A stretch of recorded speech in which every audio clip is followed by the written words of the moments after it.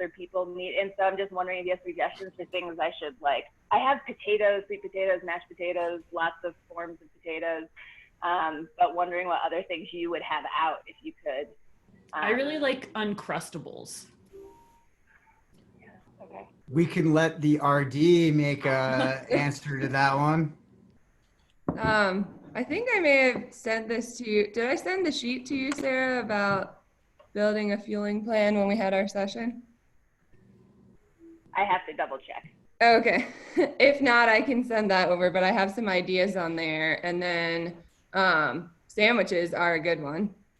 So my husband did Subway sandwich during his like Nolan's thing. Everyone did. And then one time when he did his, I saw him in the background. This is one of my favorite memories because it's when I first met Kylee, and this is how we became friends, because I was watching Sean do this crazy skimo event where he was basically skiing for up and down for 24 hours. But he also ate a cheeseless pizza from like a small cheeseless pizza from Domino's. Performance fuel. Fun food. So I think the main thing is to like not just, you don't want to do like fried things or like really heavy things, but I would say you want to get a little bit of substance, like a little bit of protein in there, and you can have a little bit of fat as well, but just nothing like fried or anything like that. And then dairy, we're avoiding dairy anyways, I think, for you, so we won't be doing a lot of cheese. Yeah, this is all my gels. I don't know if you guys can see. Ooh. Everything set up I have it set up for 30 laps, which is 125 miles. So. Oh my God, that's so amazing. Take some pictures of that and share that in the Facebook group, because I was just chatting with an athlete who's running the Moab 240. They started.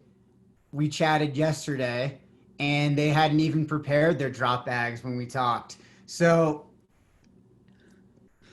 nice work. Preparation. It's really helpful. That's so good. Another snack I've tried lately is Honey Stinger makes cracker bars that are they're like wafer cookie crackers that are coated in chocolate. I've been really loving those. Like I love sweets, and you know, I think that those are pretty, and they're like just over 200 calories maybe. Which is significant, but you know, I think the flavor profile on those, if you're the person that can like, and they're somewhat rich, so you know, mileage may vary on that, but I think they're super tasty because it's very much like a straight up dessert. Also Snickers, people have enjoyed Snickers. I've never done a full Snickers during an event, but I've had athletes, and I feel like you've done that on ski tours back in the day, maybe pre-veganism. I like a tortilla with some fruit and maybe like nut butter inside if it's a longer day. Yeah. Vegan chocolate chip cookies from Whole Foods. Yes. Those are good. Those are a good choice too. Yeah. Those things are amazing. Dude, just 500 calories, like ready to go. No dairy. I don't know. They're so good. I don't know if you've seen that they're making them thin now. They're not making the thick ones anymore at the Whole Foods. Okay, that's disappointing. Isn't that, Bezos they will might be be hearing like from you. 170 calories now. It's not enough calories. Pete coming in with a strong opinion on oatmeal raisin cookies. I like an oatmeal raisin cookie. I have a definitely whole prefer the theory on chocolate oatmeal chip. cookies. I could talk for days about this. That's awesome.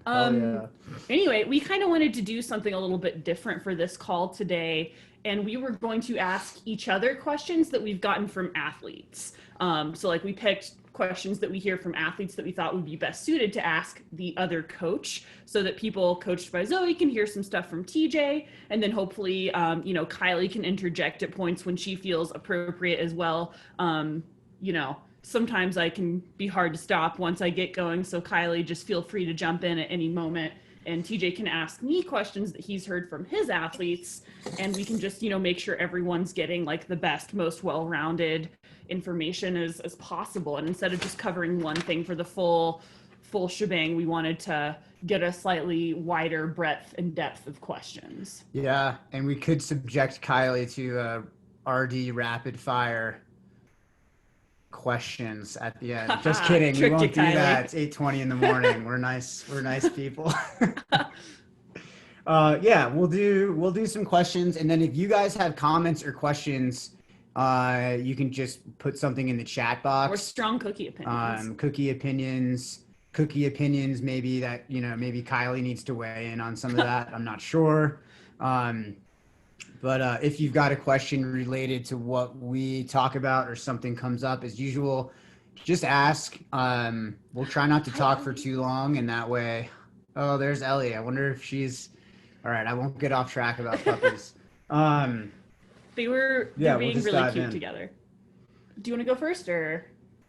You're a good talker in the morning, so I'll give you the first question. I've already had 3 cups of coffee. Yeah, I'm way behind. Okay, cool. Yeah, so something an athlete was asking, and a lot of you guys ask about is cross training. And Zoe is like the master of cross training and doing doubles. So my question for Zoe is, how do you fit cross training in to your running schedule effectively? Yeah. Well, like all good questions, I would say the answer kind of depends, but there's some like kind of basic principles, not to like, I don't want to ever offer up my training specifically as like, this is what anyone else should ever do. But my preferred mode of cross training is cycling with some skiing mixed in the winter. Mm-hmm. And the way that I like to fit that in is a way of boosting up my volume without increasing the amount of impact I'm doing a lot, particularly after my hip and back injury this summer. I've had to be careful about how much impact I'm putting on my body, and cycling is a really low risk way to both increase my training volume without increasing impact. And, I think it's always important when athletes are considering how to incorporate more cross training into their schedule. I think that it should never take away from running, right? Like a lot of people, it can be really tempting to just be like, well, what if I bike instead of run?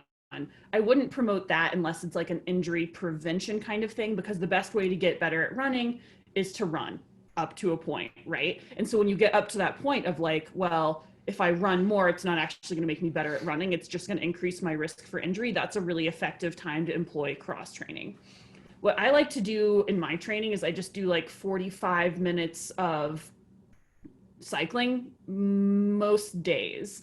And, I know that's not going to be super helpful for a lot of other athletes. So the way I like to see other people incorporate cross training into their schedules is like on days where they have workouts. So a lot of my athletes that do Wednesday workouts, that's a really effective day to cross train after you do your workout because of stress concentration, right? Like in our training, we either want days to be very easy or difficult. So like on your easy days, it's not as beneficial to go cross train because you're just increasing the stress without giving your body quite the same way to recover. But if you've already done a workout and then you go and like double and like either get a second run in or cross train, that added stress, your body's still going to be able to concentrate it since it's concentrated, your body's still going to be able to process it and recover better, since the next day is still going to be purely easy. So on days that I have workouts on my schedule, I'll also do a workout on the bike that typically mirrors my running workout. So if I'm doing like high end intensity, I'll mirror that in my bike workout and do shorter, more intense spin ups. If I'm doing aerobic threshold training, I'll do something more like that on the bike as well. I never cross train after long runs and rarely on easy days. And I always give myself flexibility to drop it. Like when I'm on deadline at trail runner or just life gets stressful, cross training is always the thing that I'm like, I allow to pass guilt-free from my life so that I don't over stress myself. And then, or, when I was injured and coming back from injury, I used cross training as a way to ease back into training and take, a little bit of impact out of my body while still getting some aerobic based building in. And I just think like for most athletes, like the questions you should ask yourself is like, do I have time to cross train? Because I wouldn't recommend, or like, how do I fit in a little bit, like maybe on a lot of my athletes have a flex day on Friday, and that's when I really love them to prioritize cross training. But for most people, even if you really love cycling or really, really love skiing, like I wouldn't, if your primary goals are running related, it's pretty much almost never going to be beneficial to like to detract from running to pursue cycling unless you have specific cycling related goals as well. Chris also asked about strength training.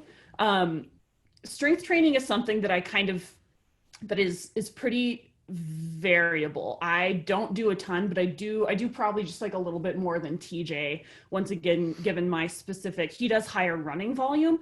I make up for having less running volume by doing a little bit more cross training and strengthening in a way that is tailored around my specific injury past and biomechanical needs, and also joy. I happen to just enjoy strength training and cross training slightly more than him. So, you know, that's like, if you don't love cross training and you don't love strength training, like, do not force yourself to do more of it than is beneficial. And even if you do love it, also don't force, do what is beneficial and what brings you joy. For strength training, I do like 20 minutes a day, not a ton. And it's primarily focused around single leg strength and around injury prevention. One of the biggest mistakes we see with athletes is trying to lift super heavy weights and then they get sore, and that detracts from their running economy, or it's not super functional, right? Like, squatting super heavy weights is like not, unless you're working specifically on some sort of glute imbalance, that's just not a really good use of your time, right? And then if it makes you sore and that detracts from the quality of your run, you're undermining your long-term run gains and running economy. This is we just wrote about this in a blog post, and I'd urge everyone to check that out. But with strength training, I would say for most people, less is more. And if you're ever strength training to the point where it negatively impacts your running ever, then it's too much. Great. I think that was good. I think we covered it all. That wasn't super as rapid fire could be. That was awesome. We do have a related question from CT, so we could cover that right now. And we should also, when you talk about cycling, you really mean working out on the trainer. Yeah. You're not actually getting out on the roads. Yeah. I love the trainer because you can go a little bit harder. And one of the nice things about cycling is you can go harder without the same impact as running. So to address CT's points, so the thing that's really different about cycling than about running is that cycling is more about power output and running is super economy based. And there's really, even getting out of the saddle and running, or like it does kind of use your running muscles, but not in a way that's like significantly beneficial for your running. Like, yes, it is good, but it's not like, I would not expect doing out of the saddle workouts on your bike to be the thing that like takes you to the next level in your running. It can help, aerobically. And I think that, you know, sometimes when you want to build strength in a way that can help with running, but we can't run as much as we want to because the volume could provoke, you know, negative adaptation, or like it could cause some kind of diminishing returns if you have injury history. I do have a couple athletes who use the bike to build strength, particularly in the quads, to support and help them work through knee injury stuff.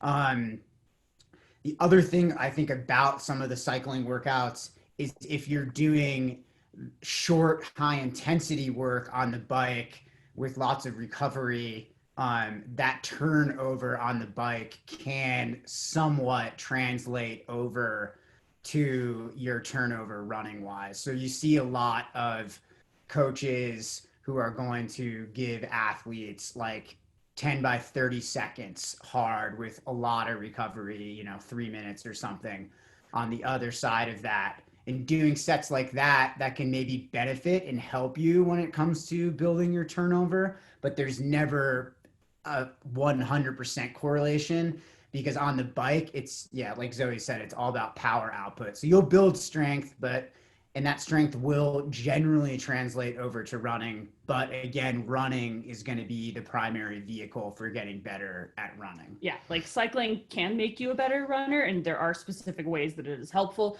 but it is not as good for you as there's no replacement for easy running, essentially. Awesome. Thank Great you. question. Yeah. And I should add, I almost exclusively do it when I'm injured. So it's never been in addition with. Yeah, then actually I would say it's it's more beneficial when you're injured, like to do those like out of the saddle jogs. That can be super helpful because it does mimic some of the same patterns without the impact. But, I wouldn't like recommend like, once again, hopping on the bike and jogging out of the saddle for an hour is not as good for you as an easy run for that same, at same or similar effort, but actually running. Yeah, assuming that you're healthy enough to do a run on that particular day.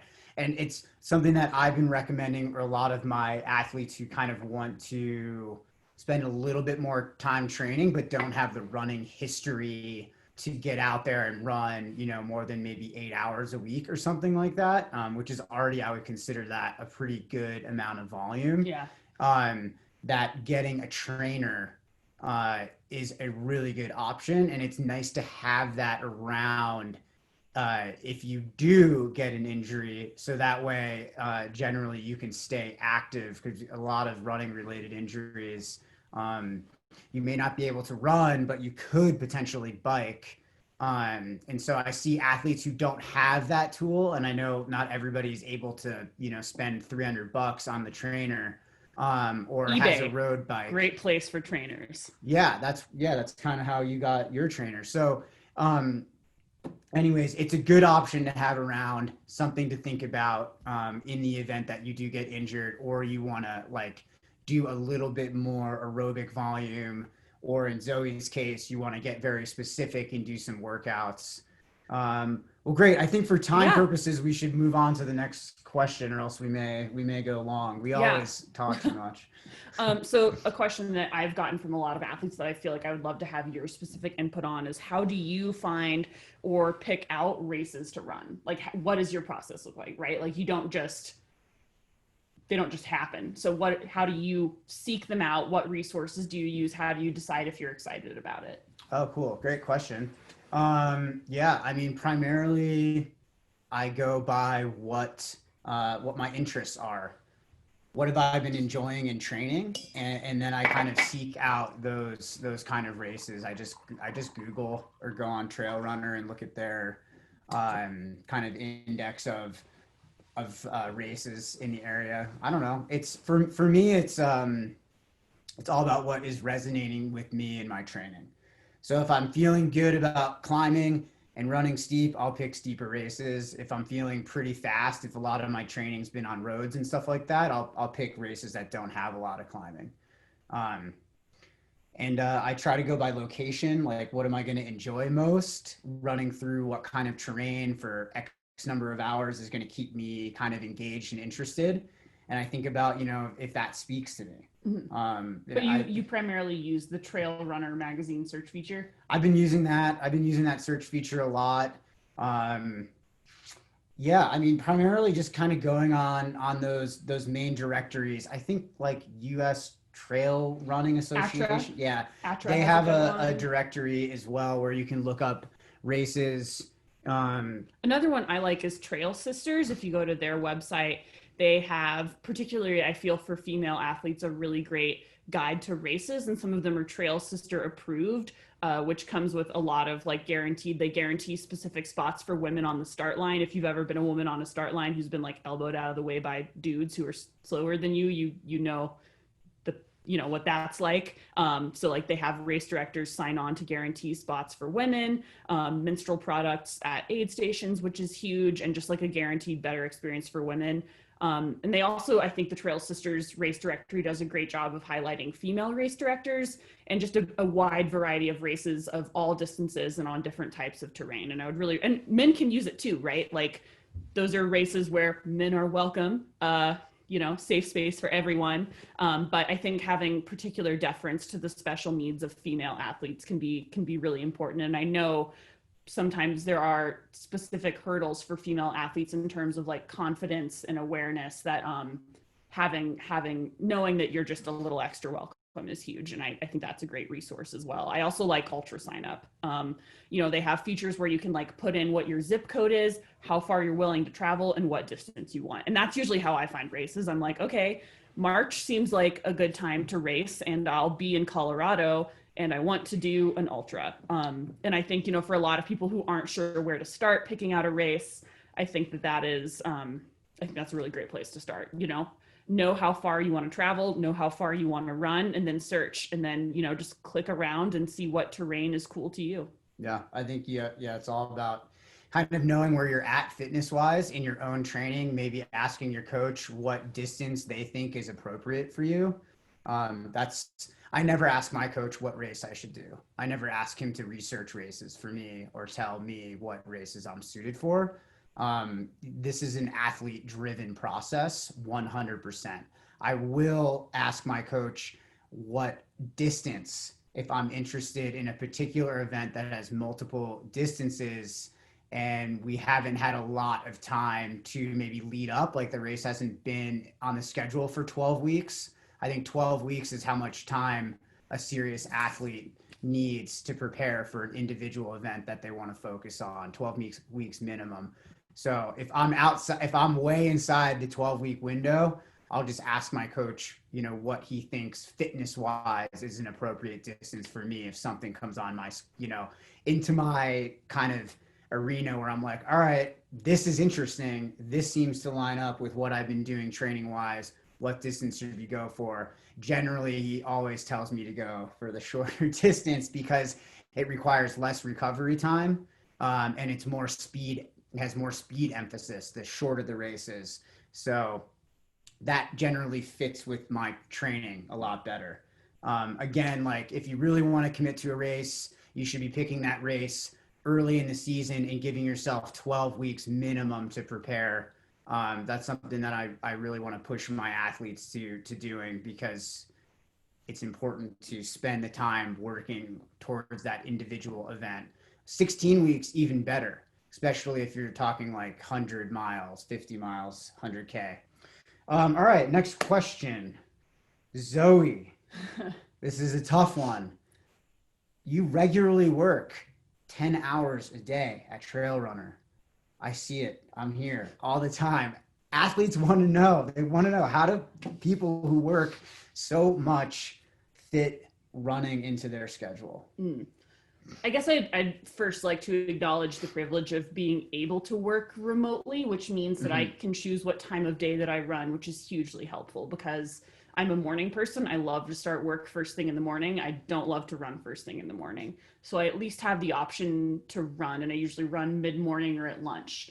Honestly, like I let everyone I know, and I also have the benefit of working at Trail Runner magazine. So people do like understand and are very supportive of me pursuing my passion at a high level. But like on busy days, I'll let people around me know, I'm like, here's the thing, my run, it's got to happen, right? Like any meetings like that are less than critical, can we please fit those around like what my needs are on this day?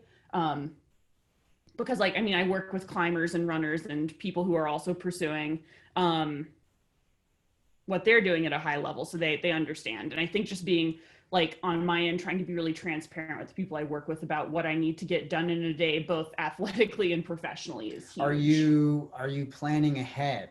Are you looking at your schedule for the next day and visualizing openings? Oh man, I wish I had it. So a huge tool, a tool that I really enjoy is I have a planner. I have Grayson Murphy, who's Kylee, TJ and I's teammate on the SWAP team and a professional mountain runner and an engineer. I actually have one page here that I ripped out. She has a planner and it has one column that's for work and one column that's for training. So I schedule on paper out my full week, right? So I'm like, okay, here I'm doing a call with an athlete and then I'm going to work on the podcast for these 2 hours and then I'm going to train from this time to this time. And I always give myself at least like a 15-minute buffer on either side of my run so that I don't feel too much pressure, because it always takes me a little longer to get ready than I would like. And I don't want to feel pressure to go faster on my run than I want to, right? Like I don't want to undermine the intent of my workout by just hammering a little too hard to get back in time for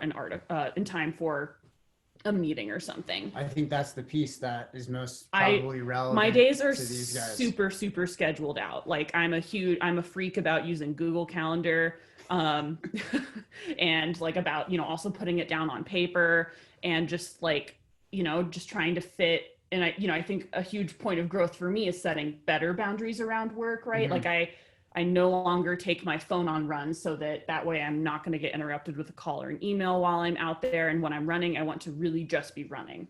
I also have the benefit of being able, once again, working from home. I don't have to shower immediately after runs, and that helps me double. But I think like the biggest takeaways for athletes who do not work at Trail Runner Magazine are schedule things out like to the minute, honestly, like, and hold yourself accountable to that.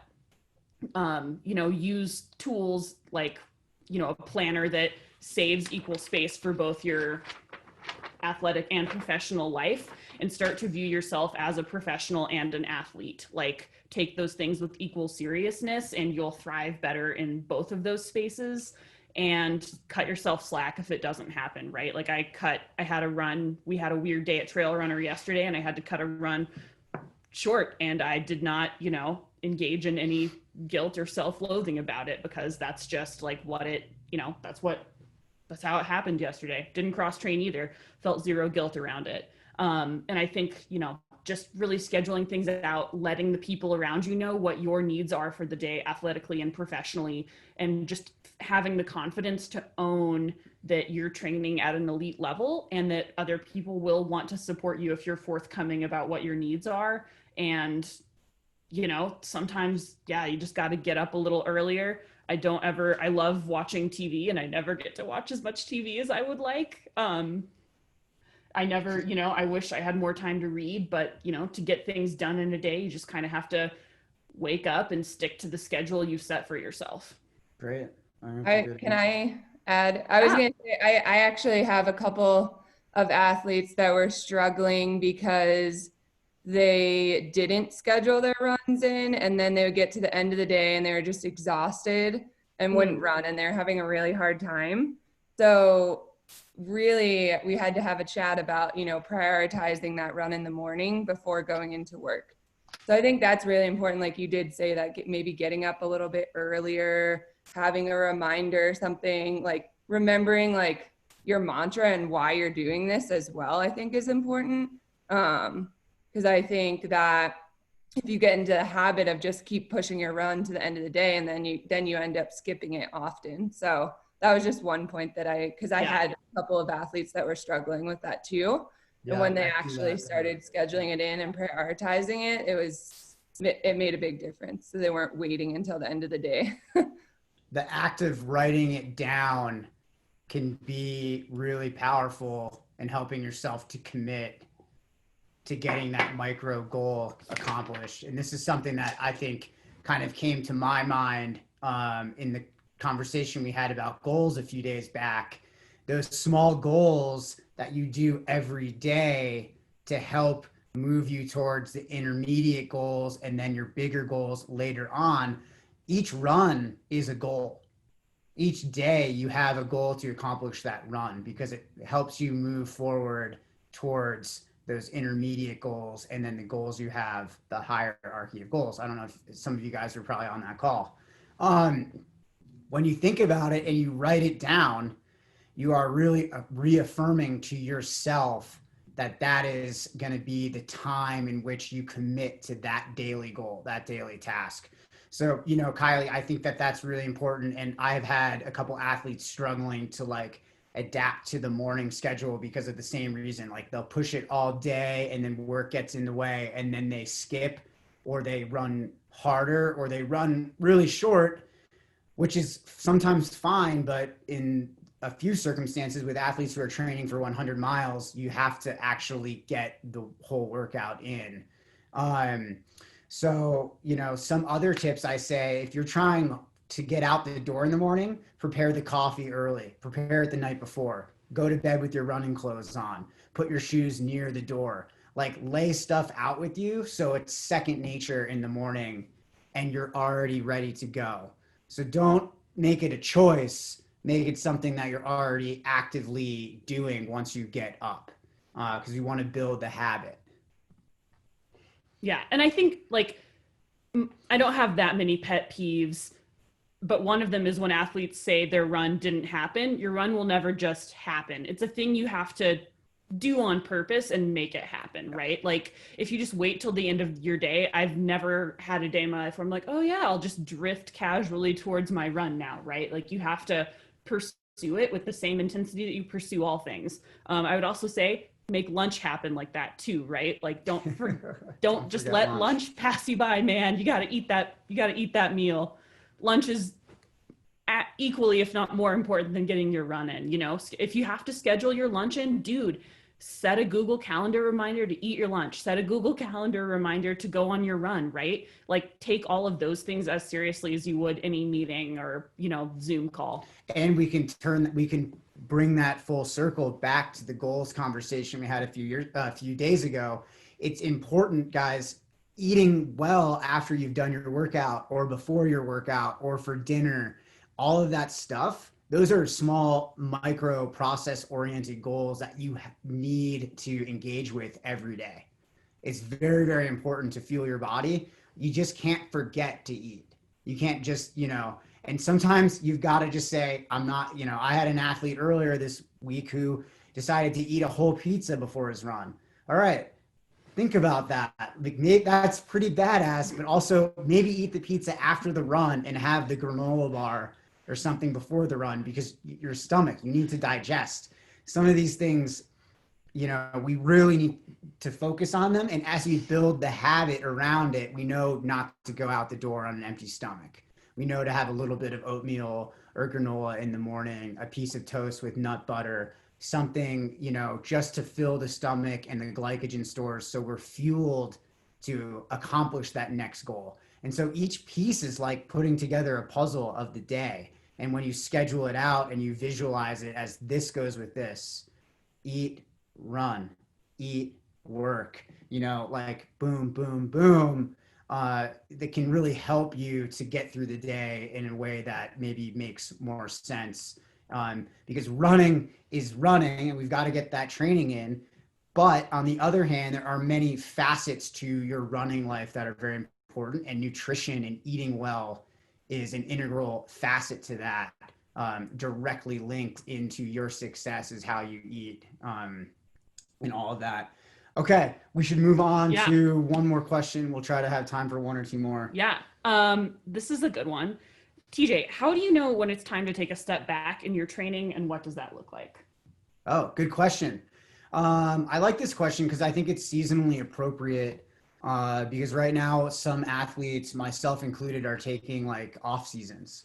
And I think, when you have a discussion with your coach based on things that you're feeling in your training, you can kind of determine whether or not it's time to take a break. Like every athlete should take a break. You shouldn't train 365 days out of the year. It's too much, especially when it comes to running. So one thing that I look for are patterns in my ability to recover, and also kind of patterns mentally and emotionally. Because I feel like the mental and emotional side and stress side of life really impacts my running and my ability to recover, and my sleeping and things like that, which are like integral to having good training sessions. So for me, if I've gone through a couple weeks of poor recovery where I don't feel like my legs are working, and I'm actively pursuing kind of nutritional solutions and sleep nutrition solutions and things like that to get myself back on track. If I'm not getting back on track after kind of putting those protocols in place, I will consider, maybe taking some time off depending on where I'm at in a training cycle. So if it's fall or we're edging on winter, those are times where you can really start to think about, all right, maybe I need that week off or 7 to 10 days. I don't really like athletes taking more than 10 days off, because once you hit that 2-week mark, there are some diminishing returns and you will start to lose some percentage points to your fitness level will start to drop a little bit. And we don't want to take too much time off, because when we rest too much, we're going to lose a bit of the economy work that we've been putting in, because you're not running consistently. I think for a lot of athletes I coach, I like them taking the holiday season off. That's when I want most of my athletes to rest. I think it makes intuitive sense to rest during the holidays. So like late December, early January? Yeah, I like about like Christmas through New Year's, something around there, like a 7 to 10 day stretch. Then you do a week or two of maintenance and you segue into like a low volume winter speed-based training for around 8 weeks to 10 or 12, depending on the athlete and what their future goals are. Athletes who are training for 100K in February or March or 100 miles early season, we're going to have that rest in the fall a little bit earlier, because we're going to need that 12 to 16 week block of consistent training before the 100K or the 50 mile or whatever. We need to like look at that schedule from a more zoomed out perspective in order to make sure that the training, they're going to have time to train and prepare for those events. So for me right now, I have an event in early January, and I haven't been recovering well at all from my workouts. So I've like decided, after a few provoked conversation with my coach, that like now would be a good time to rest. And so I dropped the race that I had on the schedule for next weekend, and now I'm resting and trying to kind of get back on track physically. And I think that for a lot of people, it's important to be very honest with yourself where you're at physically. If you're trying to push something through, you've put in place the protocols that you need and that technically, or most of the time, really work and help you get back on track and start recovering well. If those things are not working, resting for a week and taking like a mini off season, I think especially in 2020, when we've all been experiencing kind of a more constant low grade stress from everything, it can be really, really worthwhile. I don't like an athlete to train through 365 days without taking maybe like a week off at least. And in looking back at my training log, I literally have trained almost every single day except for regular days off since this exact time last year with no break. So it would make sense in terms of my schedule for me to actually take my off season now. Yeah. Is there anything like, for me, if I have athletes that have like 36 to 40 hours of fatigue that they don't feel that they can solve with a good night's sleep or like a big plate of nachos, I usually have them take what I like to frame as a bonus rest day. Yeah. What do you look for in your athletes in terms of like opening up that discussion around, let's take a bonus rest day, let's take a few days down?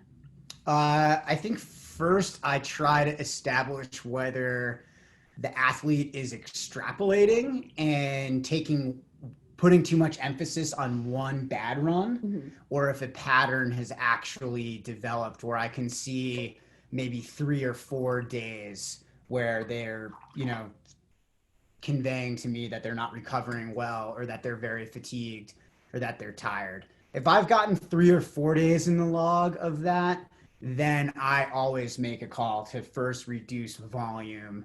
And I mentioned this in the last call, that's time at intensity first, because that's very acute stress. So you can take that away right away and it'll make the run less stressful. So that could be like reducing a Wednesday workout to just an easy run, taking strides or hills off a Tuesday, Thursday, or Sunday run, maybe taking tempos out of a Saturday long run, for example. Because if an athlete generally with a little bit less stress or a couple good nights of sleep can bounce back pretty quickly. And I see that a lot. So I don't want to take everything away until it's completely necessary. So like, that's my protocol. I start with the intensity. And then still the pattern continues, then I drop the volume. So if say the athlete's doing like a 6 to 8 mile run, I'm going to drop that down to 4 to 6. So that way they can run really minimally at 4 miles, stay consistent, go easy. It's going to reduce the time that they spend out there, which should hopefully give them some extra bandwidth if they're dealing with some stress. So like they'll get some time back in their day. And then also, there'd be a little less training stress there too. And if that isn't going to work, if like the next day they're still like, I'm really tired, my legs aren't recovering, I'm not feeling it, then I'm going to give them, an extra day. I usually go for 2. I don't usually do 1.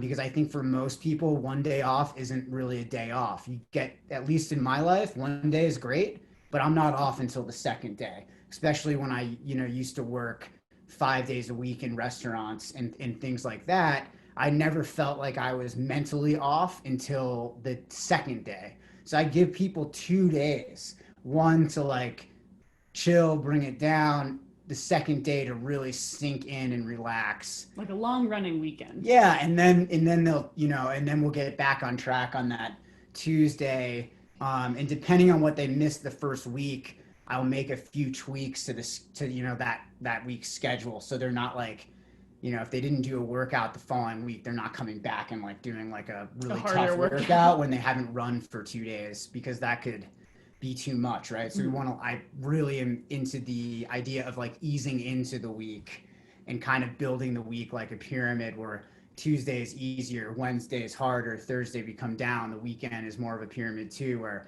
Friday you're getting a cross training session in or a recovery run, and then Saturday stress, and then Sunday coming down. So I try to align stuff like that. I think hopefully that was a clear answer.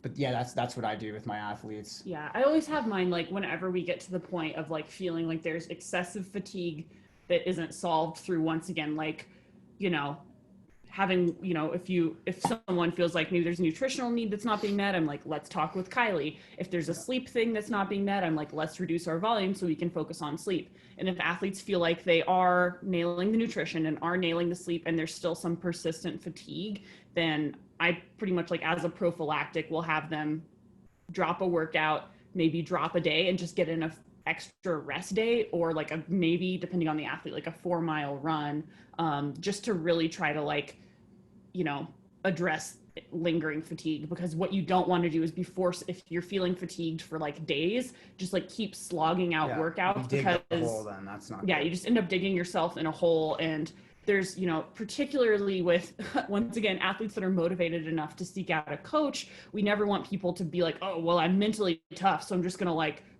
push through, because your training ends up being really counterproductive physically, and it's just not good for your mental health either. Do we have time for one more question for you, Zoe? Sure. I'll try to hit it in 3 minutes. It's a Zoe specific question. How do you visualize and create your running calendar for the year when 100 miles is your goal? Oh, that's like really easy. I just always view my training as being training for a 100, right? Like, and I feel like I love training for hundreds because it's just life training, right? Like it's, aside from like some of the really key long run moments that you need to build up to something of that distance, if you dream about 100s, the cool thing about that is that you just get to always be training at a pretty good level, right? Like I don't really take time off to ski in the way that you do. I maintain a fairly consistent volume all year long, and I make sure that if I ever pick other races, that they align with whatever my 100-mile goal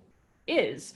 I think one of my favorite memories from this past year was we get our runs done pretty early in the morning. There was one Sunday that was just super snowy, just like the grossest weather. It was just like blizzarding all day, and we kind of like waited around till the afternoon to see if it would let up, and it didn't. So we ended up running in this like crazy gross blizzard, just like doing like a back and forth in this neighborhood. And I was just like, this is awesome. Like I can't picture that many other people who are training for Leadville who would be as motivated to like be out here training right now. This is amazing. I have such a leg up. And I feel like that's the energy that I try to harness like all year round, right? Is like, how do I make every single run really clearly an advancement towards this goal that's like very emotionally meaningful to me, right? Like whenever even I go out and do like a 4-mile recovery jog, I'm like, hell yeah, stacking those bricks for Leadville. And I picture really clearly like, sure, today feels kind of hard. I'm coming to like the end of my long week, but like I picture like the finish line. It's like, you know, kind of it ends on a slight uphill towards town. Like I know that road, I know what it looks like.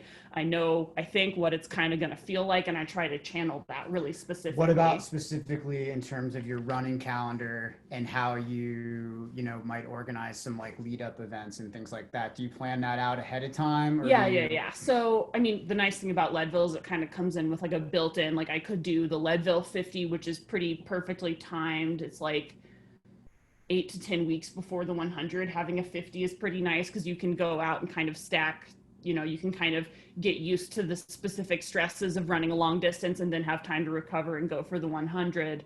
So I always like my athletes that are running a 100. You know, everything's different during COVID, and I've had a lot of athletes absolutely not do that and run 100 successfully. But I like to see a 50 or a 100K on the schedule going into that 100 so that you can get used to the specific stresses and also the mental, emotional space of being like, this is the farthest I've ever gone. I can do it, you know? I think that that's really useful. You know, I wouldn't recommend stacking your schedule too full. But I think having a couple key events, like maybe a 50, like, so when I was going into, hypothetically, when I was planning on running Leadville this year, I was going to do a spring 100K and then a 50K and then potentially a 50 before the 100. None of that ended up happening, for better or worse. And I think having a few race dress rehearsals, like having a couple opportunities to mentally and emotionally get in the space where you're learning how to communicate with the crew, learning how to plan your day, learning like all these race specific things is super important. But you don't want to show up tired, right? Like you're going to have a better chance in a race if you're better rested than if you're overtrained, right? Like if you have to err on one side, don't err on the side of like, you know, being overtrained. And that's, you know, once again, that's why you work with a coach. But just to help people like mentally, I think a lot of times people that are super motivated to run a 100 might sometimes kind of fall on the wrong side of that knife's edge, right? So we want to keep it always on the side of like being prepared but not over prepared. Awesome. So I like to see a 50 or a 100K in the lead up. Great, cool. Well, I think we just about covered it, and it looks like there wasn't many follow-up questions in there. But if you guys do have questions later, let us know. Great. Well, thanks everybody. These will be available on YouTube. Awesome. For the rest of the team.